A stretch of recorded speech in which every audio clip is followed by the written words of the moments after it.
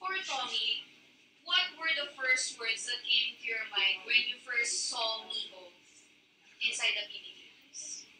The first time you saw Miho. Well, I guess the first time I didn't see her, the first thing that happened with like knowing who Miho was, I heard her. I was inside the room chained up to this pole, right? Yes, yes. And all I hear inside the house is Miho. I'm like, who's that?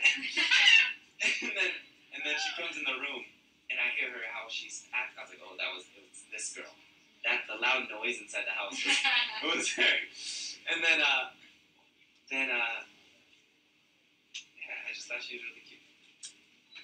Yeah. Para kay Miho, ano yung una mong naisip na nakita ko si Tommy? Nung unang pagpasok niya sa loob ng bahay. Sabi ko, wow, ang haba ng buhok, ang payat. Ang laki. Inauna-una ko na sa kanya, haba ng buhok, ang payat niya. My God, ang taas, yung gano'n.